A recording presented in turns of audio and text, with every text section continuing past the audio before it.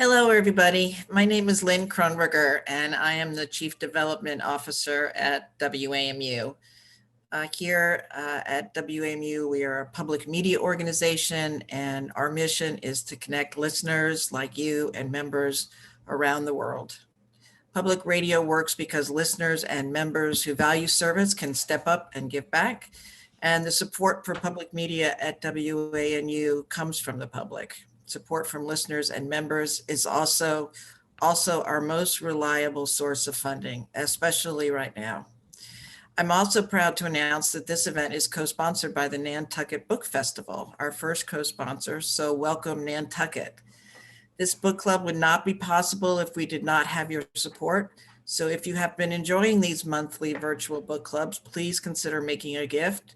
You can give at www.dianerehm.org/give. We are grateful for the over 2,000 people who have registered to join us today. That's an amazing amount of people. Just so you know, this event is being recorded and streamed on Facebook. Closed caption is available. Just click the button on your screen. And now let's start the discussion with the host of our book club, Diane Rehm.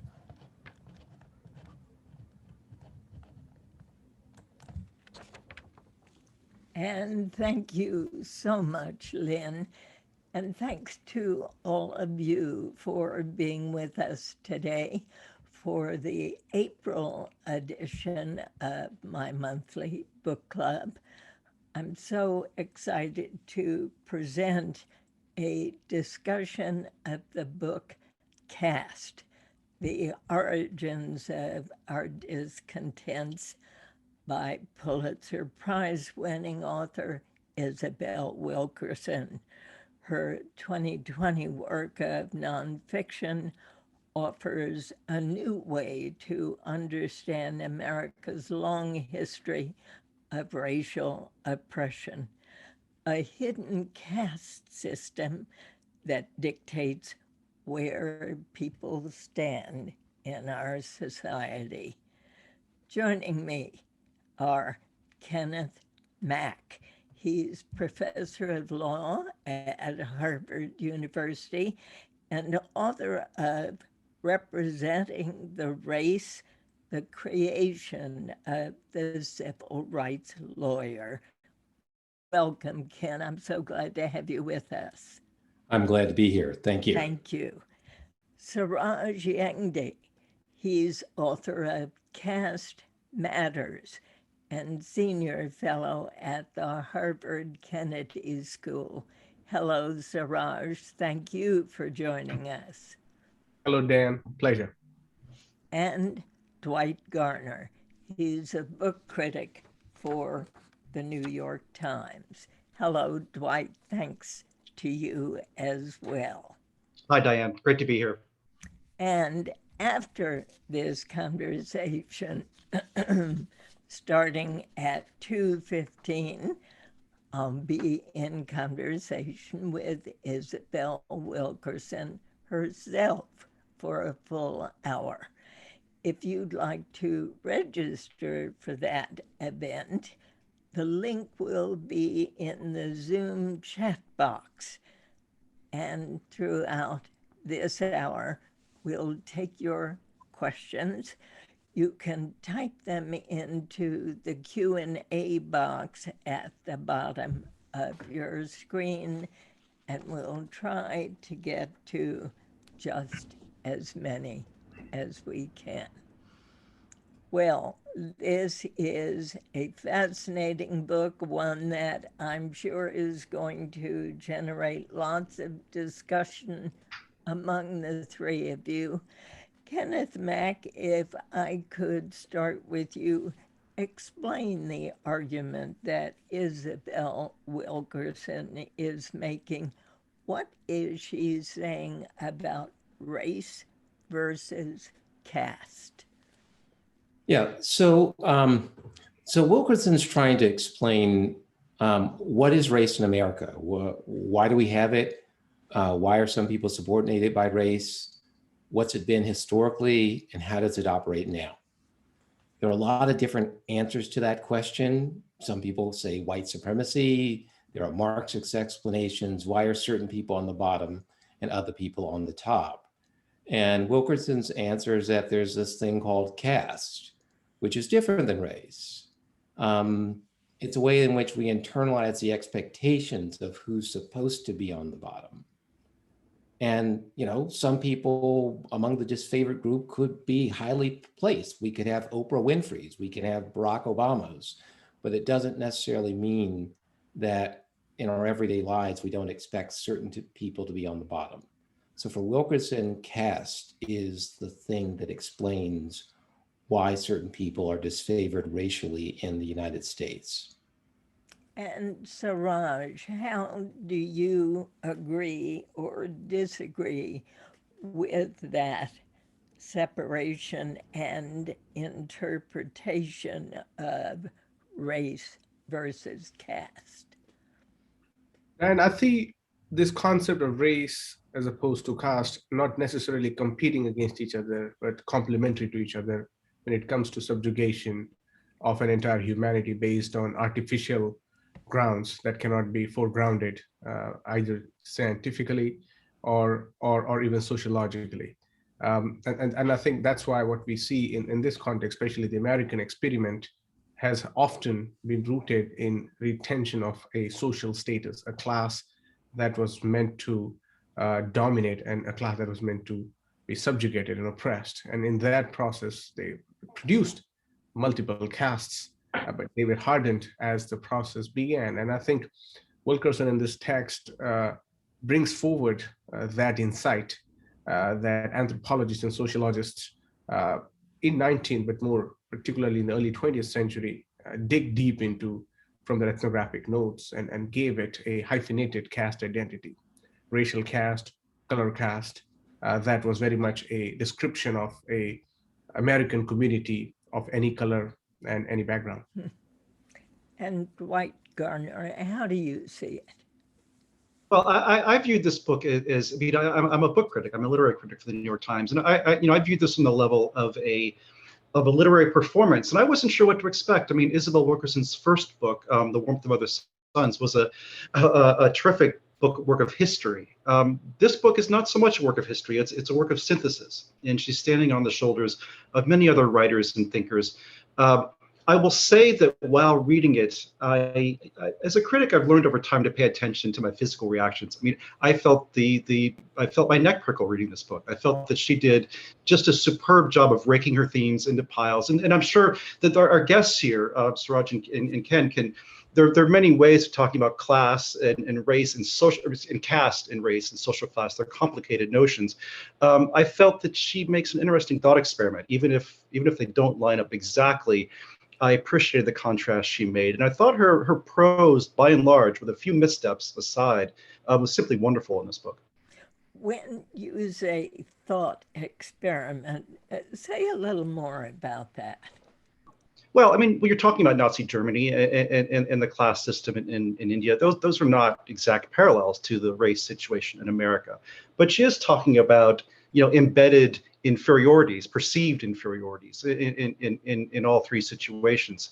And she puts things side by side in a way that if you know this area, as our other two commentators do, people have done before. This is not an original kind of pairing, but I feel that the essayist and the thinker in Isabel Wilkerson struck chords that other writers, and also did it in a way that she's a popularizer in a way. She's a Barbara Tuchman about World War I, let's say. She took these ideas and made them into a sort of bright intellectual confection that is easy to read and yet quite stirring. And I also liked it. I feel like it's one of those books that, and I'm curious to know what the other panelists think, but it's one of those books that came out at an ideal or a lucky moment, a moment that was needed right after, Black Lives Matter and George Floyd. But it's one of those books that I felt like this might be the book that I would give to one of my relatives or friends who was somewhat literate, but just didn't get it about race in America, who just, this is a book I feel like, and I'm sure there are other books that other people could recommend, but this is one that I would think,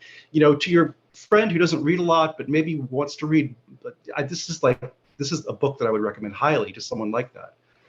Ken, I must say, I was stunned with and Dwight has just made reference to it. I was stunned with Isabel's bringing in Nazi Germany and Hitler's somehow looking to the United States to begin to formulate his own ideas about how to separate those who were pure Aryans from those who were not. What were your thoughts? Well, as Dwight has hinted, or said more explicitly, this is a kind of a literary book. It uses metaphors, imagery a lot. It's trying to do a lot of different things. Now, for those of us who kind of want a more kind of direct comparison, the book doesn't do that. The Nazi regime was very different than either India or the United States. Obviously, with the Nuremberg laws of 1935, it's true she's relying on a scholar named James Whitman at Yale. The designers of those laws did look to Jim Crow laws in the United States for a comparison. Although the logic of the Nazi regime is not maintaining a caste system, it's complete elimination of what we might call the lower class. So is that like America? No. Is India, with a country with a completely different history and colonialism, is that like America? No. So I think the book is best understood as a book that's trying to use metaphors rather than a direct comparison, because if you regard it as a direct comparison, these three things, Nazi Germany, India, the Indian caste system, and the United States, are very different systems. And to you, Suraj, India, Germany, the US, completely different ideas, thoughts. What about your own thoughts on India and its caste system? The trinity, the context of three countries, I think if you would have been centered on India, given its history, the commonalities would have been perhaps more subtle and more relevant, rather centering America and then looking at this too. Because American experiment, as I said, is completely made in its own quest. And even today, America asserts itself almost in arrogance, trying to have a much pompous identity, which is very in its way newer forms of making. The Aryan idea is an India's caste idea. That's what this gets picked up, especially the dominant caste idea, the Brahmins who claimed their superiority as to coming from Arctic and the invasion of India, which is taking almost 3,000 plus years ago. And the swastika and all the metaphors and symbols that Nazis use is very much part of the Brahminic Hindu culture in India, which is the reservoir of the caste system. And then I think if you would have had India as an anchor to then look at these two systems, we could have had perhaps a more relevant, if you will, and more gripping analysis. Nevertheless, I think the Jewish genocide, the Holocaust that occurred, especially in India, the anti-caste leaders were arguing that we have been witnessing similar, but not in the sight of the way we have seen it in such short span of time. We were undergoing the Holocaust of the dominant caste under the same rules, to kind of look at ourselves as an Aryan and us as indigenous, who were banished as untouchable and outcast people and who deserve to receive that treatment. And so if you look that through that lens, we have a longer history of undergoing genocide and oppression. But I take what Ken was mentioning. Was it the project of exterminating altogether? I don't think so, compared to what happened with the Jewish episode during Nazis when it comes to America or even India. But the point is, I think the problem of criminalizing an individual as opposed to the system, caste system, gives that analysis that it's not just criminal, it's a political problem. And when we center caste as an analysis, we kind of get to know that it's historical, but it's also deeply rooted in a hierarchical system that is invested in having much control of political economy. Ken, do you want to respond? Yeah, I would agree with a lot of what Suraj is saying. What's happened a lot is that people borrow ideas from one another. So the Nazis, in fact, are borrowing terms like Aryan, the swastika from India. People learn about the Indian caste system and they think about it. And Wilkerson's trying to use it to attack hierarchies. The Nazis want to borrow imagery and ideas from India to erect a hierarchy. Now it's a completely different hierarchy than existed in India or in the United States, but they're all just borrowing. In the United States, people in the civil rights movement, so many people look to India. Martin Luther King traveled to India. They wanted to sort of see something there. And Indians look to the United States. Ambedkar, the Dalit leader in India, studied in the United States, and he thought he saw something in the United States that was like India. So everybody's borrowing, although they're not the same system. And I think the book does kind of straddle, because it's got that center section where it says, here are the 8 pillars of caste. It's really saying, here are the 8 ways in which caste reproduces itself the same way from society to society. And that's not exactly true. I mean, I think it's true kind of in a metaphorical way. But what's more true is that all these societies are borrowing ideas from one another. And Wilkerson's book is just the latest of these borrowings that have been going on for more than a century. So interesting, because Dwight, you in your review call Wilkerson's book an instant American classic. I'm happy to have written those words. I mean, as I said before, it's a book. I don't think Isabel Wilkerson, were she here right now, would claim that she was trying to make exact comparisons. And I think she does a pretty good job of saying, of course, these aren't exactly the same things. And if I were a scholar of these topics, the way that Ken and Suraj are, I'm sure that I, could have found real flaws in her argument as well. But as a general reader and someone who has read a fair amount on the topic of race and class at any rate, and to some degree caste, I feel that she is as aware of anyone else of the difficulties in making these comparisons. And I feel like she's pretty open about the problems that come with trying to do so. And I feel that I feel like you need to be willing to follow her a certain degree. And as a thought experiment, the phrase I used before, follow her and see where she's taking you.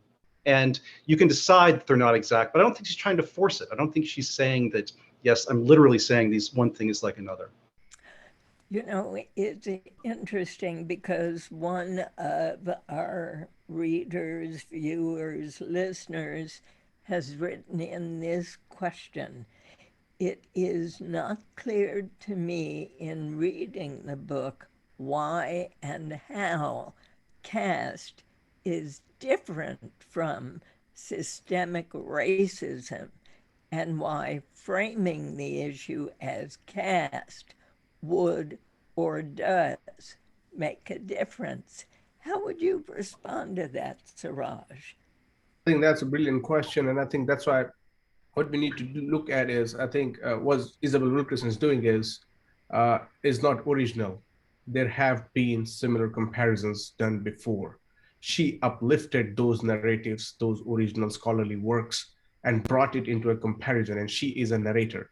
She takes you along with her thoughts and to different locations as we try to pick up those hints that have been dropped by their predecessors. And in this context, what we see is the India's Dalits, the former untouchables, have been systematically and continuously subjugated as lesser beings and with enormous injunctions for 3 millennia. And that was authenticated by the Hindu religious system.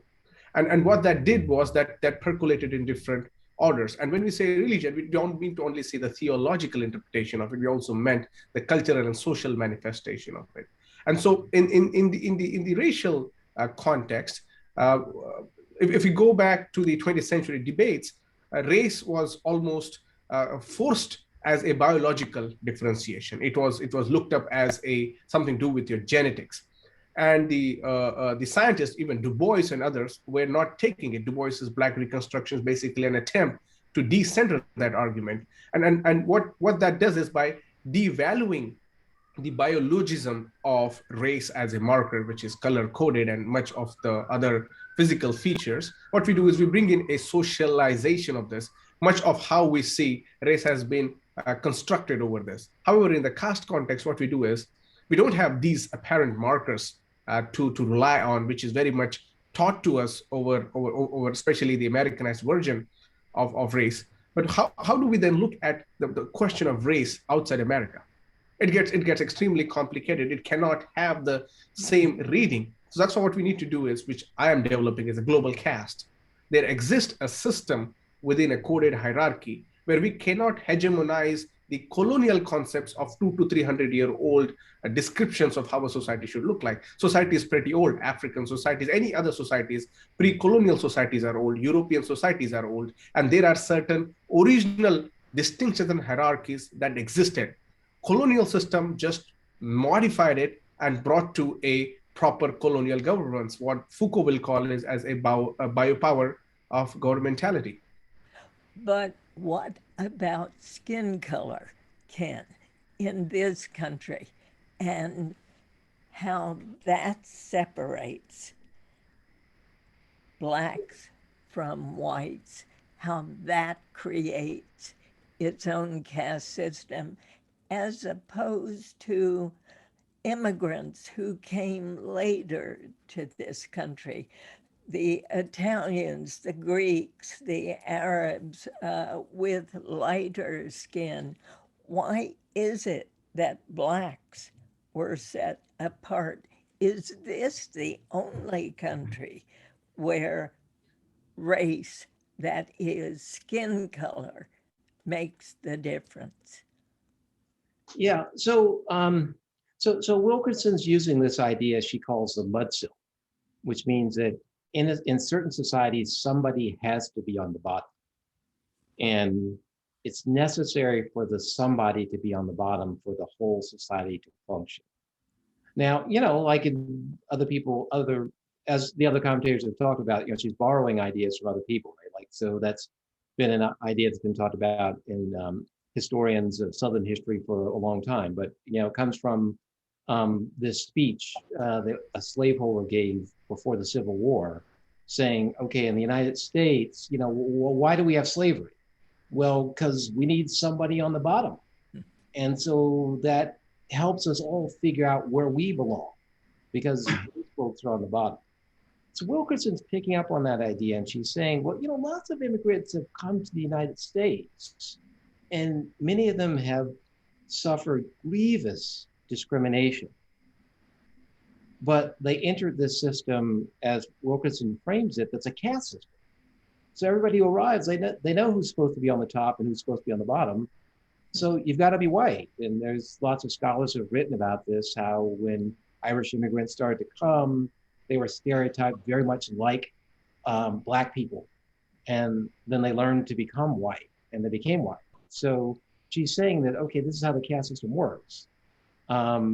What caste is that there's a necessity for somebody to always be perceived, and it has to be perceived, right? Not all African Americans have to be on the bottom, right? I'm a Harvard Law School professor, but in our society, when we see somebody with a certain skin color or appearance, we expect that person to be on the bottom.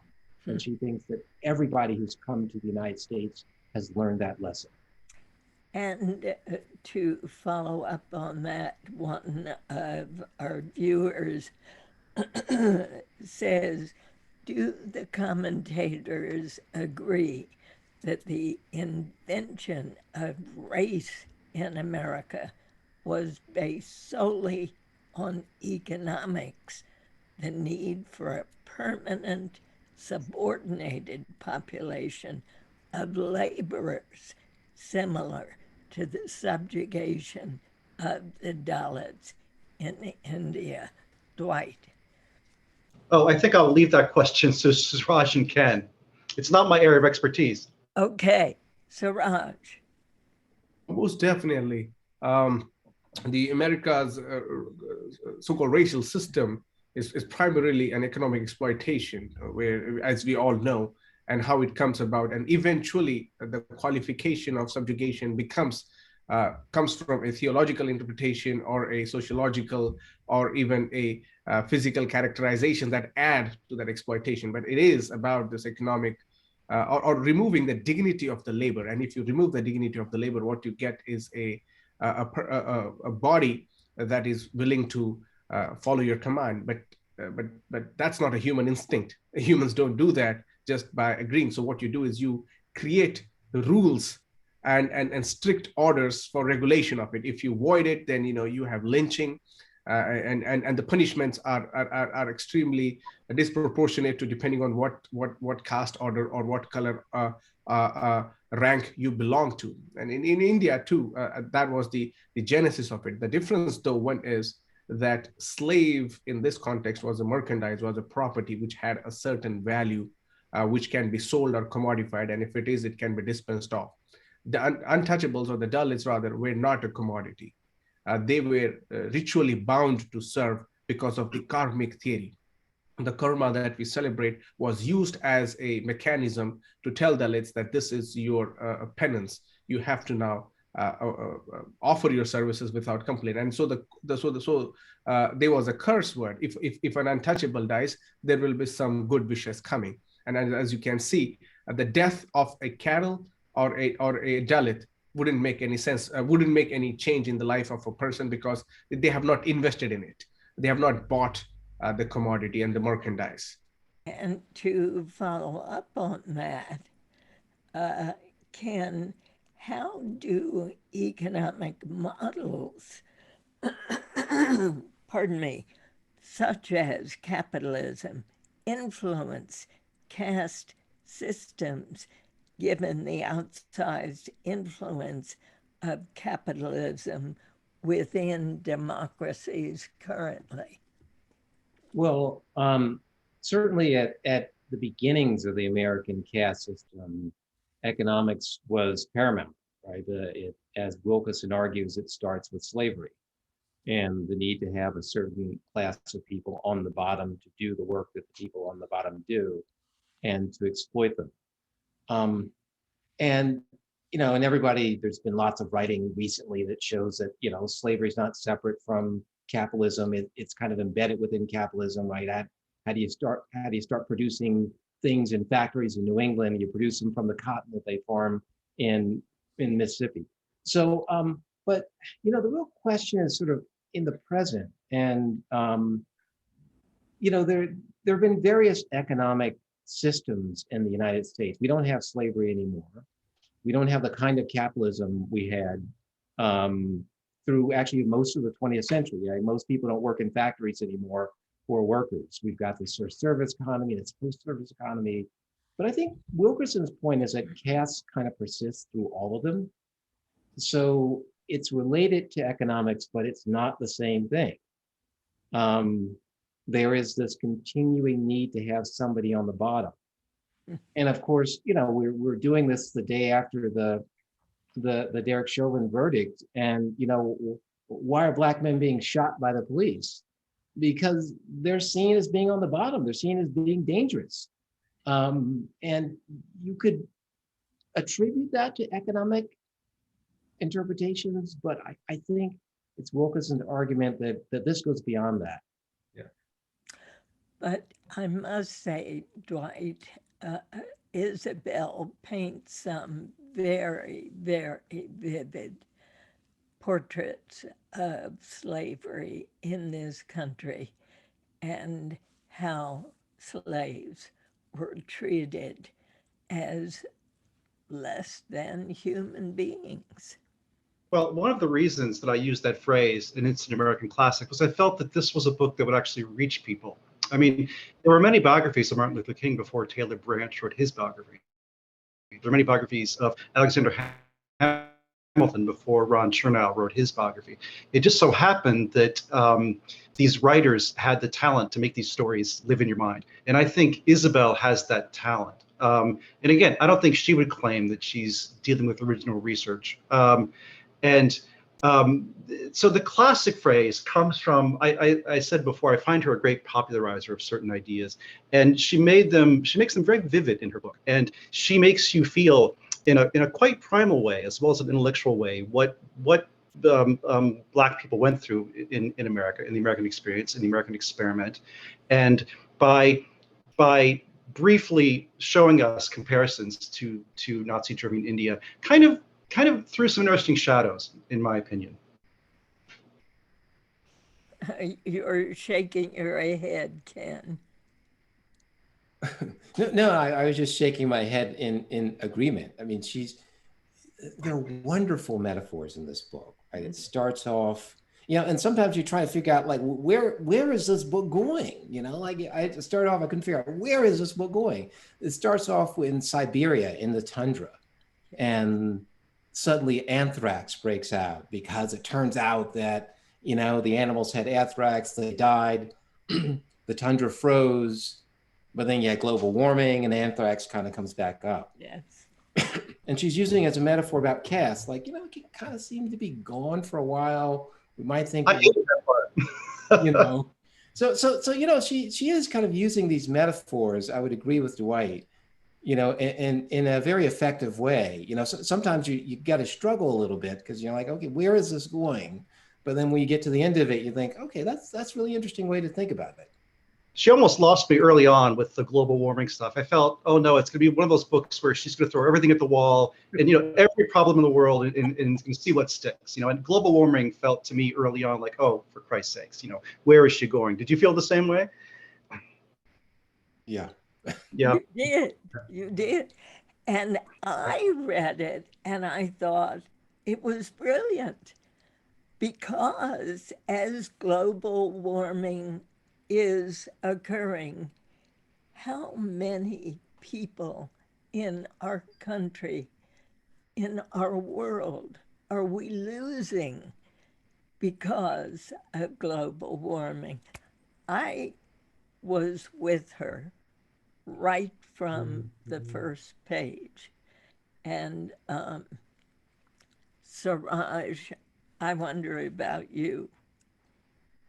I mean, I share the sentiments of Dwight and Ken, because when the book started, because it's Caste, and one would expect a direct entry into this, and it's almost like one of those thriller films that starts in some location and then comes back to America and talking about it. It was literally that snapshot of a history.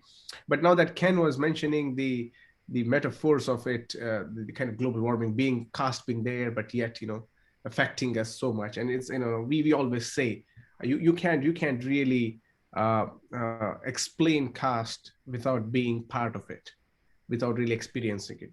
It's interesting because you've said that the dominant caste Indians feel more comfortable in this country because of America's established caste. Most definitely. I think, and you will see that move towards America has not been, it is not a new move. Of course, it starts in numbers in 1960s, but the attention to America has been very peculiar. And one can see that the mannerisms, the belief in meritocracy, the idea of rejecting or slandering a group of people who are stereotypically framed as undesirables. These attitudes are not unique for dominant castes who come to America. They are well practicing that. They have been trained almost to be an effective white person. So when they arrive here, they try to be part of a white cliques. And when they get rejected, that's when the clamor or complaint of being a racist comes more apparent. But you don't see the same person who claims victimhood channeling the rage to articulate their own culpability in reproducing caste and untouchability. And I think we need to have that reading. That's why it's no accident that many Republicans or the right-wing supporters, even the insurrection that happened, you could see Indians with the Indian flag supporting that. And what that means is that we are willing to march on or go to war to bring about the supremacy of an ideology that we think we will be accommodated into. And this is something we see very intently because similar forms of methodologies have been utilized, tested, and sadly succeeded by this dominant caste oppressors. We call them criminal castes now. Do you want to comment, Dwight?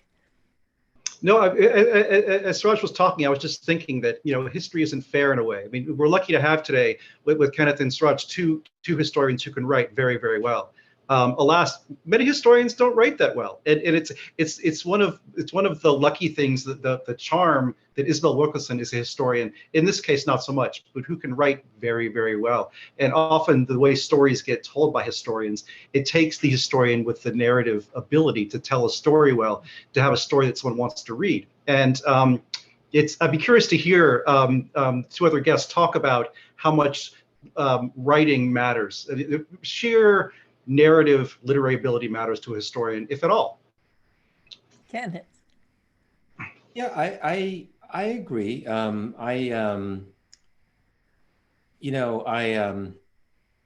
agree with the specific example that Dwight referenced earlier, right? Taylor Branch's Martin Luther King biography, right? I mean, what's the power of it? The power of it is it draws you in. You remember it. It's not like other books. And I think that's a skill that's not always taught to historians.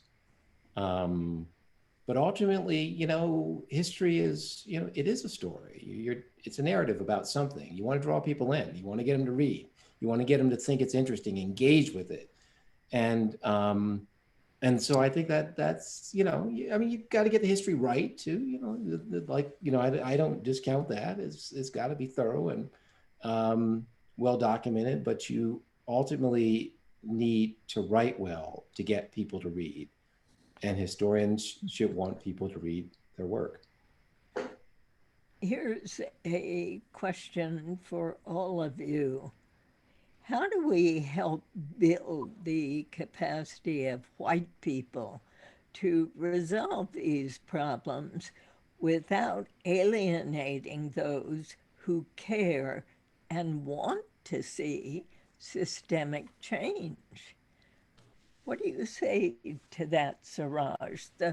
The interesting issue of removing that word untouchables and creating the word Dalit. Did that change attitudes, for example, in your country, or was it just a name change?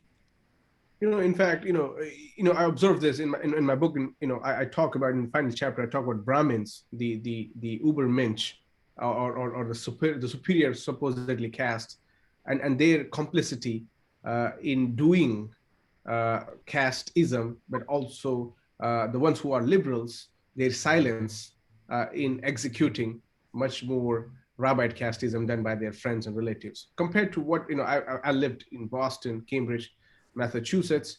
The white liberals there, at least I saw, were concerned about the racism or the other kind of traits that were followed. I didn't see that happening amongst the Brahmins in India. Brahmins don't have Brahmins against caste groups, unlike whites might have. And you could see during George Floyd, those people were at the front, if not always at the front. You could at least see this multicolor, this kind of a picture, at least what we saw. And in India, we were like, where you at? We're asking the Brahmins, you come to America and you cry until your tears go dry to say how oppression means. But then you are the same person giving example of Priyanka Chopra, for example, a higher caste woman, sold whitening creams in India, was a brand ambassador, comes here, gives an interview, because of my dark skin, I don't get the desired roles. I mean, how hypocrite and how opportunistic can you be to work on the same like you are. So this is what happens. You want to cash in on the sacrifices and historic oppression of the subjugated caste, the Black people in this country, by getting one foot in. And that's why the immigration system needs to address how casteism validates you. And this also happens with the upper class or middle class Chinese and other East Asian countries when they move in. This kind of attitude of having an upstart. At Kennedy School, where I was, where still am, in the class you see the people from different countries, but very few people from African American descent. And what that means is there is still a lacuna to acknowledge that the progressivism doesn't start with looking at having an internationalist perspective, but to address your own, skeletons that really need to be brought to front. And I think in Indian context, at least, Diane, these conversations have not taken, especially from, and we are waiting for the dominant caste to be the James Brown who can go and blow up themselves in the service of anti-caste movement. Wow. Here's a comment from a listener who says, for me, caste has offered a new and helpful lens for looking at race in America. It played into how I saw the George Floyd video, particularly the sort of face-off between Chauvin and the bystanders. To me, it looked like a challenge from the lower caste to the authority of the officers' higher standing. I'd like to hear the guest's thoughts on the fear the higher caste levels have of being overtaken by the lower ones. Dwight. Well, I think Isabel Wilkerson makes the case. I mean, she talks about Trump in this book, and she comes pretty close to saying Trump's appeal is nearly entirely racial. I mean, I think if she doesn't come out and say that, it's very close. One thing this book does, I think that's important, there's a word now, and I don't know if everyone here has people like this in their lives, but I have people in my life who have a foot in Fox News. And one of the big word that comes up again and again in my conversations with people, including some of my family members who are on the right, is the word systemic. And there's a lot of denial about that word, systemic racism, the word systemic. And my goodness, if you ever wanted something to read that sort of cracked open the notion that racism is systemic in America, I think this is not a bad book to start with, just in terms of everything. I mean, the kind of nuts and bolts thing that helps people understand these issues, like real estate, for example, real estate laws and how that's been handled, college admissions, everything. I mean, she takes it and puts it in human, quotidian, daily terms, I think, that people can understand. And I that's why I wish and hope that people of all political persuasions might give this book a shot. And so here's a follow-up question related to that. What about Taylor Branch's question?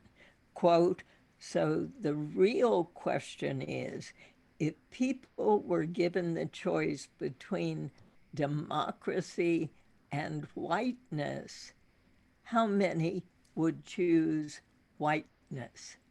Ken? I can't, I'd like to think it's a minority, but I think that's the question that's in front of us right now. There are strong anti-democratic forces at work right now. Voter suppression, the responses to the George Floyd protests as a passive series of statutes trying to criminalize what the protesters are doing. This is just kind of white reaction and, suppressing speech, suppressing voting, basically suppressing the political abilities, the abilities of people who disagree with you to express themselves politically. That's what's happening right now. That's a choice that's right in front of us. It's being argued about right now. And many people are giving us their answer. The legislatures that are passing those bills are giving us their answer. They're going to choose whiteness or suppression of the political expressions of people of color over democracy. Do you believe that the end of the George Floyd trial with the conviction of Derek Chauvin is a step away from that kind of thinking, Ken? Or do you think it's not going to make a difference? Well, I would say that, if the things that led to this conviction can be replicated and pushed forward, sure. Yeah, we have to understand there would be no George Floyd controversy, conviction, any of this if the bystander hadn't filmed it. If you look at the police report, it says, black man on drugs died in police custody, right? So, and for a long time, that was the narrative that was believed. If you look at the jury, well, there's actually people of color on the jury. If you look at kind of what's happening, there's a big debate about Minneapolis, but Minneapolis has, somebody like Keith Ellison being elected statewide.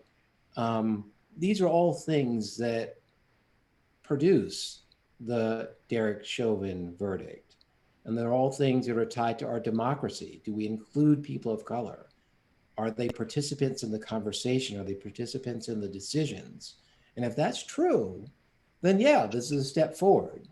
But there's an attack on exactly that right now. So, we've got to work that out before we can figure out whether this is going to be an advance or just sort of something that's ephemeral. And Dwight, early on you said you had a number of people you'd like to have read this book.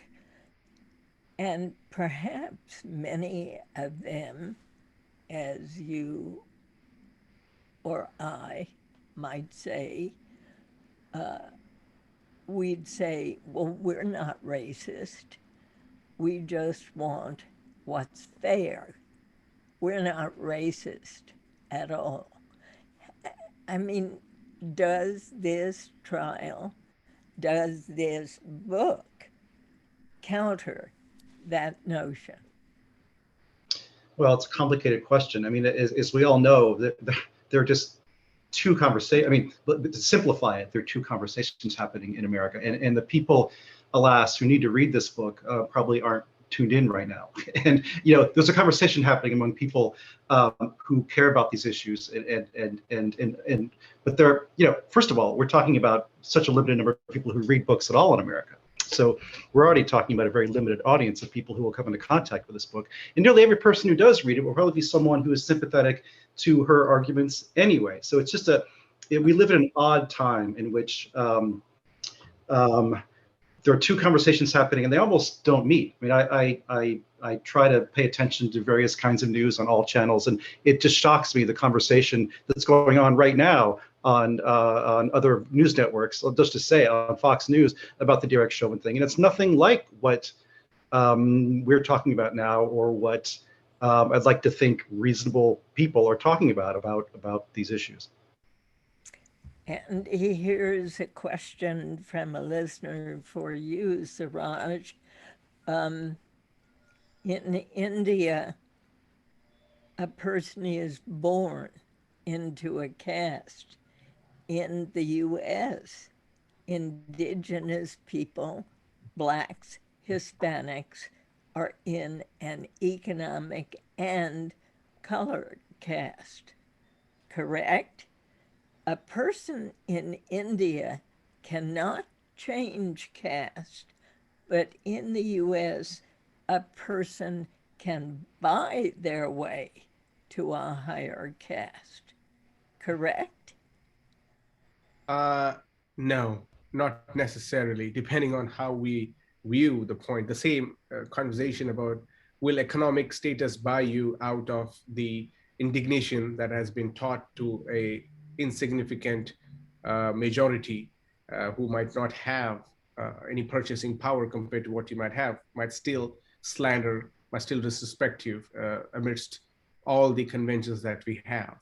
Isabel Wilkerson does a kind of presents the hierarchy of where Hispanics fit, where the new immigrants fit, where the African immigrants in America fit, where African Americans fit. And you can really see that African Americans occupy the bottommost position. One of the reasons is like people try to disassociate from the African American identity, not to be penalized for your immediate recognition with this group. And she explains that with other minority groups in this as well. And even when George Floyd happened, in addition to Derek Chauvin, I was also looking at the Hmong ethnic Asian who was co-participant in that act, and that really gave me a perspective how caste system really works through the system where you might be a victim, but you are very much benefiting on oppression of a group that is meant to be oppressed for America to thrive.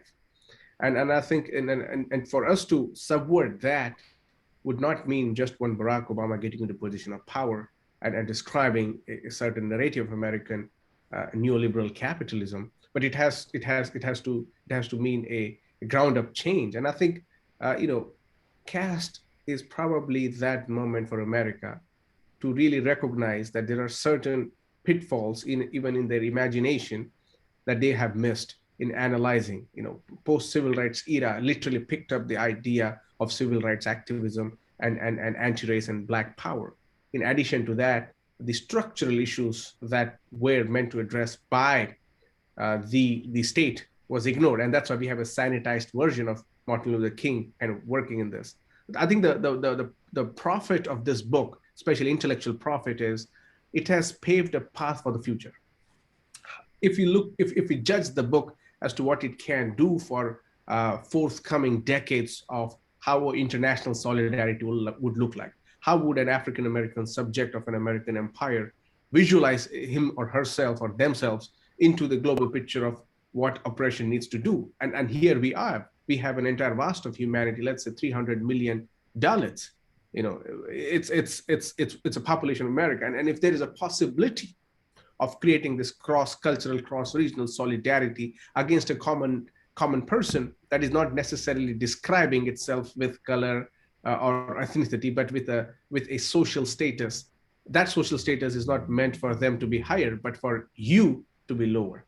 And I think that collective struggle can perhaps, and I'm excited for that possibility, if at all American public picks up on the cues that Wilkerson is giving. Dwight, would you agree? With which part? The last part, that he is excited for that portion of Wilkerson's book, which may help to move people forward in their thinking.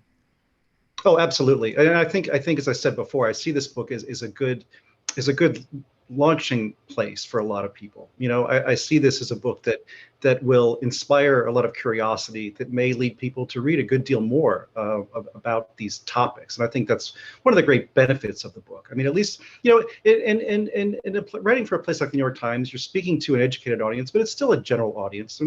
People aren't specialists in these topics. And Isabel Wilkerson, I think one of the great merits of her book is to strengthen your curiosity on many levels about all the subjects we're talking about. I mean, not just race, but caste and also social class and the things that divide us. And I think it's inspiring in that regard. Ken, how about you? Yeah, I actually found, I think the power of the book is in the stories and the imagery. And one of the things that Wilkerson does, some people are not going to like this, and some people will like this. Is she puts her own experiences in the book.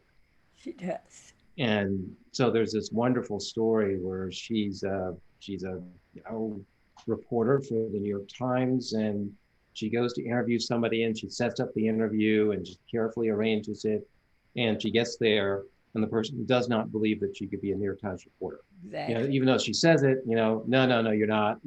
I'm really waiting for the New York Times reporter. I'm writing for you. No, I'm really waiting.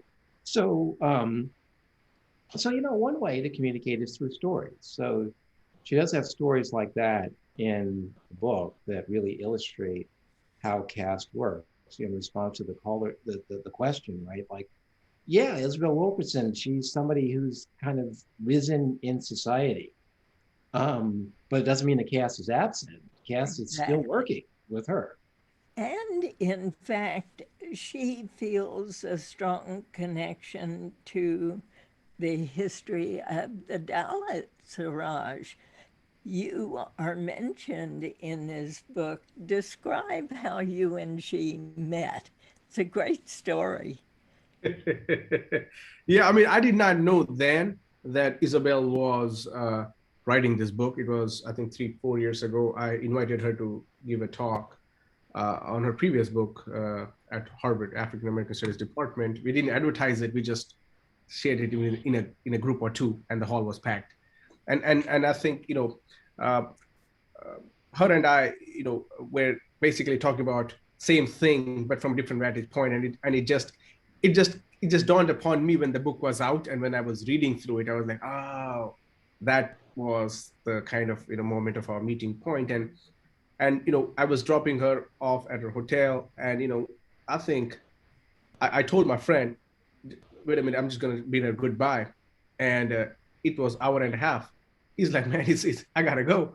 I said, no, just wait. And he went and came back. We were still there. It was, I think, 3 hours plus. We were just kind of talking. One thing about though her anecdotes that she brings so powerfully, like one of the interesting, I mean, stories are great, but one thing she points out is at how a dominant caste person at UMass conference speaks over or assumes the position of a Dalit. And that person we all know, and that person, she operates among the Dalit circles, and she's from the dominant caste, and she is a person of color activist, yet denies the agency to Dalits in their own groups. So it was Isabel Wilkerson who immediately pointed out that to her and made her part. And and actually I wanted to organize a seminar on that particular incident with people across. So what it really means is that astute observation and picking up on those cues. And I think this Isabel could do because she sees herself as part of a subjugated caste group that would not change her status even if she is the Isabel Wilkerson. It's extraordinary that she is able to self identify with each of these oppressed groups, and yet here she is, a Pulitzer Prize winning author, a woman who is regarded with such esteem by the likes of you, Dwight Garner, a book reviewer for the New York Times. Well, it's funny. When I use that phrase now that's become famous, an instant American classic. A critic sometimes doesn't like to do that because my review is one of the first ones, and so the natural reaction of everyone else is, no, it's not. I mean, there can be a danger in a critic setting something up because there's nothing more fun for other people to do than to knock something down that's been praised by someone else. So I worried a bit about that, and we've had a lot of talk internally at the New York Times. We did a book club within the Times itself, and the book came under a lot of criticism from many people who people of color and other people who quibbled with her, but the conversation has helped the book. I mean, as someone said about fame, it's like a shuttlecock. It has to be hit on both sides, a kind of fame, to stay in the air. And if this book were simply beloved, it wouldn't be so interesting. I mean, it kind of rubs all kinds of, it's difficult in some ways, and it might not work in some ways, but it's worth talking about the ways it does and doesn't work. Well, Dwight Garner, Siraj Yengi, and Kenneth Mack, I want to thank you all so much for this very rich and informative discussion. Thank you for being with us. Pleasure Thanks to for be. having me. Like, And to our guests who are watching and listening, please take a minute to fill out a short survey about the event.